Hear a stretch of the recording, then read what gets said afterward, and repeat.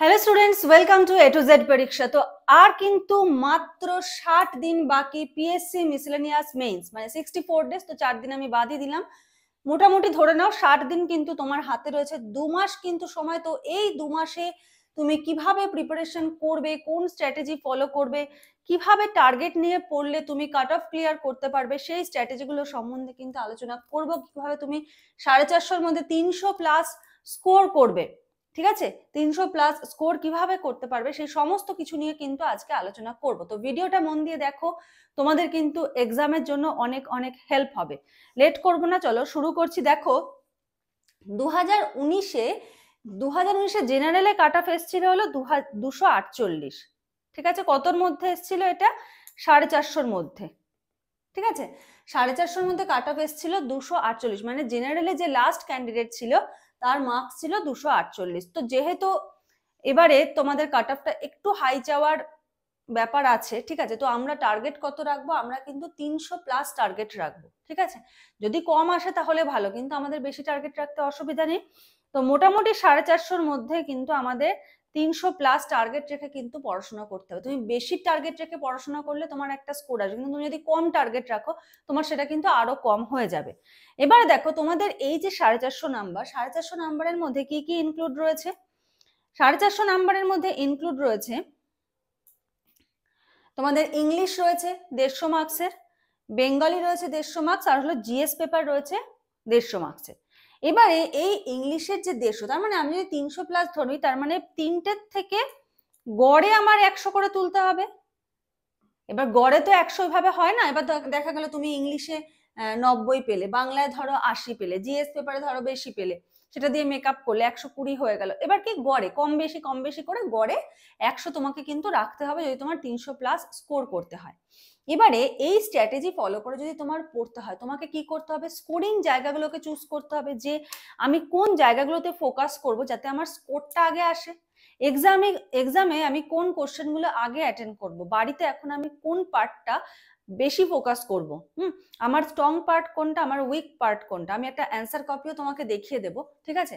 Strong part কোনটা, week part কোনটা, কোনটাতে বেশি ফোকাস করলে আমার স্কোরটা বেশি আসবে, ঠিক আছে? এই সমস্ত কিছু কিন্তু আজকে দেখাতে চলেছি। দেখো প্রথমে আমরা দেখে নেব ইংলিশ। ইংলিশে দেখো তোমাদের ইংলিশে কি বলেছে। ইংলিশে হলো ট্রান্সলেশনে থাকছে 20 প্লাস 20, ঠিক আছে? ট্রান্সলেশন কিন্তু তোমাকে খুব ভালো করে কিন্তু প্র্যাকটিস করতে হবে, কারণ এই ট্রান্সলেশন যদি তুমি ঠিক করে আসতে পারো, এখানে তুমি খুব ভালো একটা স্কোর কিন্তু করতে পারবে। মানে ট্রান্সলেশনে কি একটা সেন্টেন্স থাকবে, সেটা তুমি ধরো ইংলিশ করছো, তাই তো? বাংলা দেওয়া থাকবে, ইংলিশ করছো, সেটা যদি ঠিক করে করতে পারো তুমি সেখানে ভালো স্কোর করতে পারবে। তো এই 20-20-40 নাম্বার কিন্তু স্কোরিং জায়গা, ট্রান্সলেশন খুব ভালো করে প্র্যাকটিস করতে হবে, ঠিক আছে? আর এই ট্রান্সলেশনের জন্য কিন্তু তোমাদের পিকে দে সরকারের সমস্ত ট্রান্সলেশন প্র্যাকটিস করতে হবে, ঠিক আছে? প্লাস আরো এক্সট্রা প্র্যাকটিস করতে হবে। যদি এরকম প্র্যাকটিস করতে চাও, এ টু জেড পরীক্ষাতে কিন্তু অ্যাভেলেবেল রয়েছে, সেটা নিয়ে আমি পরে আসছি। আচ্ছা, নেক্সট দেখো স্কোরিং জায়গা কোনটা? Fill in the blanks, grammar portion, correct the sentence, idiom phrase, ঠিক আছে? নেক্সট হলো এই তিনটে জায়গা কিন্তু স্কোরিং। তাহলে এখানে হলো 20-20-40, 50, 60, 70, 70 মার্কস কিন্তু এখান থেকে তোমাকে একটা ভালো স্কোর কিন্তু এখান থেকে এনে দেবে। নেক্সট আসছে রিপোর্ট, ঠিক আছে? রিপোর্টে তোমাদের কিন্তু পয়েন্ট দেওয়া থাকে, তো রিপোর্ট কিন্তু তোমরা এখান থেকে রিপোর্টটা লিখবে। তারপরে আসছে হলো প্রেসি, ঠিক আছে? তো এই ট্রান্সলেশন প্রেসির জন্য পিকে দে সরকার কিন্তু প্রত্যেকটা ইচ অ্যান্ড এভরি, ওখান থেকে অনেক সময় কমন চলে আসে, অনেক পরীক্ষাতে এসেছে। তো পিকে দে সরকারটা কিন্তু খুব ভালো করে প্রত্যেকে পুরো পিকে দে সরকারটা সলভ করবে, ঠিক আছে? একটাও যেন বাদ না যায়। আর সলভ মানে শুধু সলভ না, এমন ভাবে সলভ করে যেন ওখান থেকে যদি পরীক্ষায় তুলে দেয় তুমি যেন লিখে আসতে পারো, মানে প্র্যাকটিস করে করে যেন মুখস্থ করার মতো হয়ে যায় পিকে দে সরকারটা। ঠিক এমন জায়গায় নিয়ে যেতে হবে, কারণ ওখান থেকে কমন চলে আসে, ঠিক আছে? যদি চলে আসে তুমি গেইনার। আচ্ছা, তো এই গেল হলো ইংলিশ। বেঙ্গলিতে দেখো, বেঙ্গলিতে স্কোরিং পার্ট কোনগুলো? বেঙ্গলিতেও কিন্তু বঙ্গানুবাদটা কিন্তু খুব স্কোরিং, 20-20-40 নাম্বার কিন্তু এখান থেকে আসছে। সবার প্রথমে তুমি এটাকে প্রায়োরিটি দেবে। নেক্সট প্রবাদ প্রবচন, এক কথায় প্রকাশ, অশুদ্ধি সংশোধন, এগুলোতে চেষ্টা করবে ফুল মার্কস তোলার, ঠিক আছে? গ্রামার পোর্শন আর বেঙ্গলি গ্রামার, ইংলিশ গ্রামার, এটাতে ফুল মার্কস তোলার কিন্তু চেষ্টা করবে। মানে 30-এ যেন তোমার 25 প্লাস থাকে, সেরকম ভাবে প্রিপারেশন নেবে, ঠিক আছে? প্রবাদ প্রবচন, এক কথায় প্রকাশ, অশুদ্ধি সংশোধন। নেক্সট আসছে প্রতিবেদন।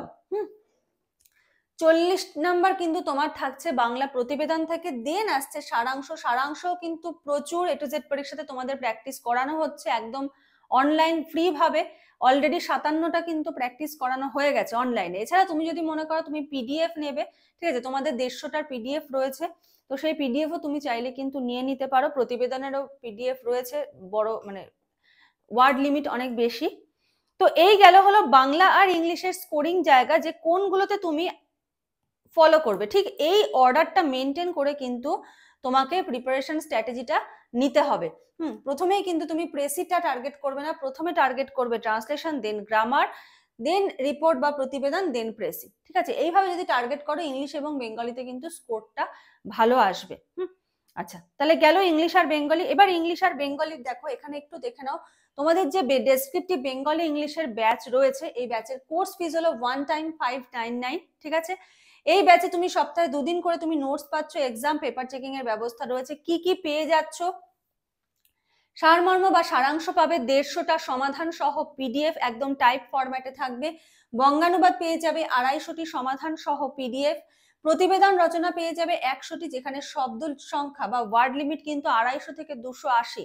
ঠিক আছে, ওয়ার্ড লিমিট কিন্তু অনেক বেশি। অশুদ্ধি সংশোধন, এক কথায় প্রকাশ, প্রবাদ প্রবচন, এগুলোরও কিন্তু তুমি পিডিএফ পেয়ে যাচ্ছ। ঠিক আছে, এটা গেল বেঙ্গলি ডেসক্রিপটিভ। ইংলিশ ডেসক্রিপটিভে তুমি কি পাচ্ছ দেখো, পিকে দে সরকারের সলভড পিডিএফ এক্সারসাইজ, পিকে দে সরকারের যে অনুশীলনী রয়েছে এক্সারসাইজ, সেটার সলভড পিডিএফ পেয়ে যাচ্ছ। দেখো ট্রান্সলেশন থাকছে 112টা রয়েছে অনুশীলনীতে, পুরো 112টার সলিউশন। ঠিক আছে, মানে তুমি এইটা যদি একবার নিয়ে নাও, তোমার ইন ফিউচারে যে কোনো এক্সামে কিন্তু তোমার কাজে লেগে যাবে। দ্বিতীয়বার কিন্তু তোমাকে আবার নতুন করে এগুলো পড়তে হবে না, তোমার যদি একবার তুমি এটা নিয়ে নাও। প্রেসি থাকছে 100টা পিকে দে সরকারের এক্সারসাইজ, তার সলিউশন একদম টাইটেল সহ। ঠিক আছে, প্লাস তোমাকে আরো কি কি প্রোভাইড করা হবে, প্র্যাকটিস করার জন্য আরো 250টা ট্রান্সলেশন কিন্তু প্রোভাইড করা হবে, সেখানেও কিন্তু সলিউশন থাকছে, এবং প্র্যাকটিস করার জন্য আরো 150টা ট্রান্সলেশন প্রেসি কিন্তু প্রোভাইড করা হবে প্র্যাকটিস করার জন্য। তো এখানে দেখো 112 250 প্রায় 350 প্লাস 360 প্লাস কিন্তু ট্রান্সলেশন তুমি A to Z পরীক্ষাতে পেয়ে যাচ্ছ যদি এই ব্যাচটা নিয়ে নাও। এদিকে প্রেসি পেয়ে যাচ্ছ 250টার ওপরে। ঠিক আছে, মানে যদি এগুলো প্র্যাকটিস করে যাও, তোমার যে কোনো প্রেসি আসুক পরীক্ষা, তোমার কোনো অসুবিধা হবে না। নেক্সট রিপোর্ট পাবে, দেখো 100টা রিপোর্ট কিন্তু তুমি পেয়ে যাবে, 220 থেকে 250টা শব্দের মধ্যে কিন্তু এই রিপোর্ট গুলো রয়েছে। ঠিক আছে, মানে এমন এমন কারেন্ট টপিকও দেওয়া রয়েছে যেগুলো তুমি কোনো বইতেও পাবে না। ঠিক আছে, এমন এমন কারেন্ট টপিক এই রিপোর্ট তোমাদের এইখানে প্রোভাইড করা হবে যেগুলো তুমি কোনো বইতেও পাবে না। ঠিক আছে, তো এইগুলো কিন্তু রয়েছে। যদি চাও এই ব্যাচটা জয়েন করতে, তোমরা কিন্তু স্ক্রিনে যে নাম্বার দেখতে পাচ্ছ, বা আমি এখানে নাম্বারটা তোমাদের বলে দিচ্ছি,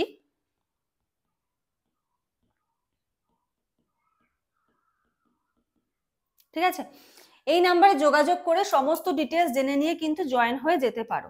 এবার যারা যারা আছো, তোমরা ধরো আমাদের কাছ থেকে বেঙ্গলি ইংলিশের কোনো নোট নিয়েছো, ঠিক আছে, ধরো বাংলা প্রতিবেদনের যে 60টা রিবুক রয়েছে সেটা নিয়েছো, ইংলিশ রিপোর্টে 60টা রিবুক আছে সেটা নিয়েছো, বা এই যে ধরো 250টা ট্রান্সলেশন, এটা ধরো কেউ আগে থেকেই নিয়ে নিয়েছো, এই 150টা প্রেসি এটাও কেউ আগে থেকে নিয়ে নিয়েছো। যদি নিয়ে থাকো, যে অ্যামাউন্টটা পে করে তুমি নিয়েছো সেই অ্যামাউন্টটা কিন্তু এই কোর্স ফিস থেকে মাইনাস হয়ে যাবে। এমন না তোমাকে ওইটা নিয়েছো আবার তোমাকে নতুন করে পে করতে হবে, তা নয়, ওইটাও ওই অ্যামাউন্টটাও কিন্তু এটার মধ্যেই ইনক্লুড। ঠিক আছে, তো এত কম, এত মিনিমাম ফিজে এত কিছু তোমাদেরকে প্রোভাইড করা হচ্ছে, একদম এক্সাম ম্যাটেরিয়াল।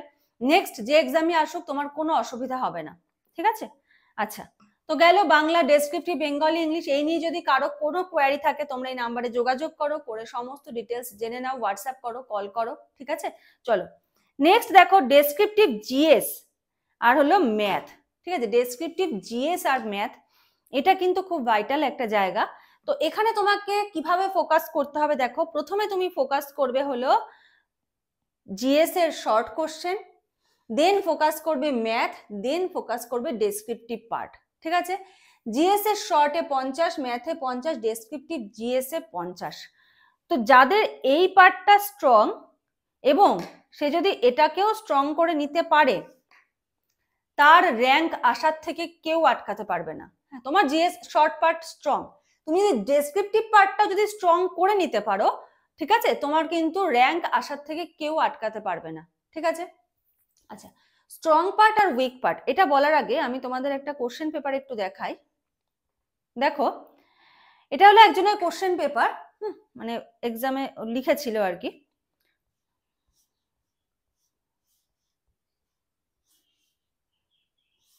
দেখো, আমি শর্ট পার্টটায় চলে আসলাম। তো ওর কি, ওর ডেসক্রিপটিভের যে লং পার্ট যেটা, সেটা খুব ভালো লিখেছে, ঠিক আছে, কিন্তু কি স্ট্যান্ডার্ড হয়নি লেখাটা, ঠিক আছে, এক ঢালা লেখা হয়ে গেছে। একটা স্ট্যান্ডার্ড নোট লেখা আর লেখার মধ্যে অনেক পার্থক্য আছে। তুমি খাতাটাকে কিভাবে রিপ্রেজেন্ট করবে, কিভাবে এক্সামিনারকে, ধরো তুমি বাড়িতে ধরো খেতে বসেছো, তোমাকে ভাত ডাল তরকারি সবকিছু একসাথে করে দিয়ে দিলাম, তোমার দেখতে ভালো লাগবে থালাটা? না খেতে ইচ্ছা করবে, নিশ্চয়ই খেতে ইচ্ছা করবে। ভাত মাছ তরকারি সব ভাতের মধ্যে একসাথে করে দিয়ে দিল মা, ভালো লাগবে না? তোমাকে কি যদি আলাদা আলাদা আলাদা করে দেওয়া হয়, বা ধরো তুমি কোনো রেস্টুরেন্টে গেলে, তোমার সেখানে ধরো কোন থালি নিলে, থালিতে কি হবে, তোমাকে ভাগে ভাগে দেবে, দেখতে সুন্দর লাগবে। তো রিপ্রেজেন্টেশনটা কিন্তু খুব একটা ইম্পর্টেন্ট ব্যাপার, যে তুমি খাতাটাকে কিভাবে রিপ্রেজেন্ট করছো, কতটা সুন্দরভাবে তুমি খাতাটাকে রিপ্রেজেন্ট করছো, ঠিক আছে। তো সেই ব্যাপারটা কিন্তু তোমাদেরকে শিখতে হবে। তো সেটা কিন্তু তোমরা A to Z পরীক্ষাতে চাইলে শিখতে পারো। তো আসছি তার সেখানে। এখানে দেখো, ওর কিন্তু শর্ট পার্ট যেটা, সেটা কিন্তু খুব স্ট্রং, ঠিক আছে। দেখতে পাচ্ছ শর্টে খুব ভালো স্কোর করেছে। দেখো, শর্টে কিন্তু খুব ভালো, প্রত্যেকটা কোশ্চেনের অ্যান্সার সঠিক করেছে, ঠিক আছে, প্রত্যেকটা কোশ্চেনের অ্যান্সার কিন্তু ও সঠিক করেছে। তো তোমাদের কিন্তু মেইন এক্সাম যেরকম হয় আর কি, সেরকম ভাবেই কিন্তু তোমাদের কোশ্চেন সেট করে এক্সাম নেওয়া হয়, ঠিক আছে। তো শর্ট পার্ট যার স্ট্রং, সে যদি ডেসক্রিপটিভ পার্টটাকেও করে ফেলতে পারে, তার স্কোর কেউ আটকাতে পারবে না। তো এটার জন্যই বলছিলাম। আচ্ছা, তোমাদের হলো কিন্তু A to Z পরীক্ষাতে 46টা টপিকের ডেসক্রিপটিভের কিন্তু নোট কিন্তু প্রোভাইড করা হয়েছে, ঠিক আছে।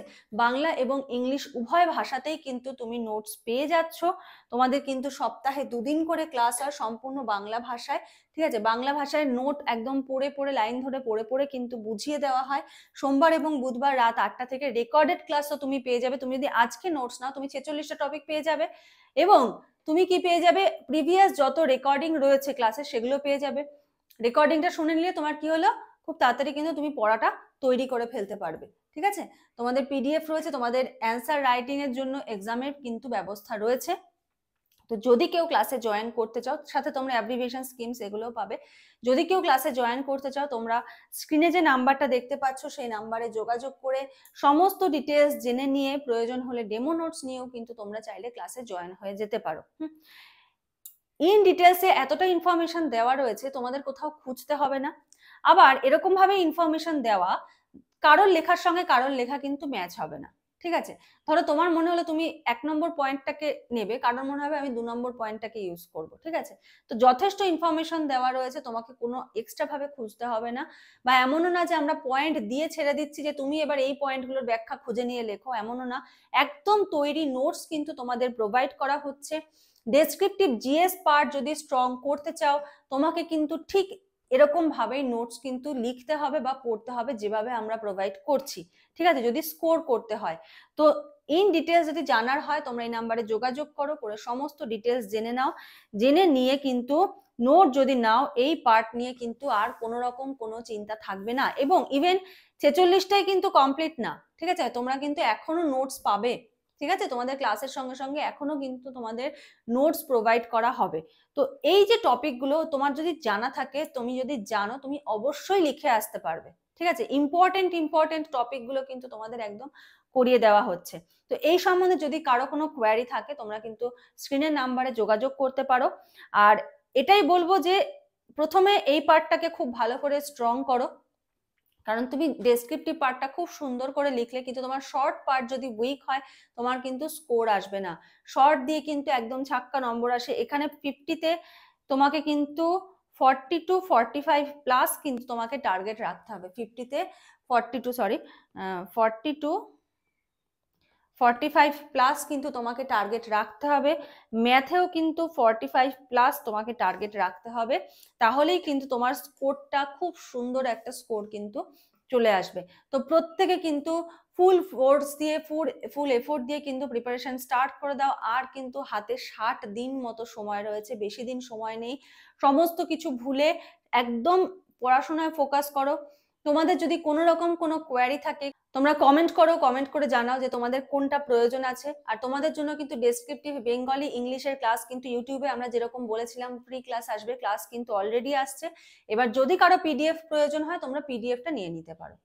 তো আজকের মতো এখানে ক্লাসটা শেষ করছি। আশা করি প্রত্যেকের ডাউটস ক্লিয়ার হয়েছে। তাও যদি কোনো প্রশ্ন থাকে কমেন্ট করে জানিও। আর ইনফরমেশনগুলো ভালো লাগলে অবশ্যই কিন্তু লাইক করে দিও। নেক্সট ক্লাসে আবার তোমাদের সঙ্গে দেখা হবে, কথা হবে। আজকের মতো এইটুকুই। Thank you.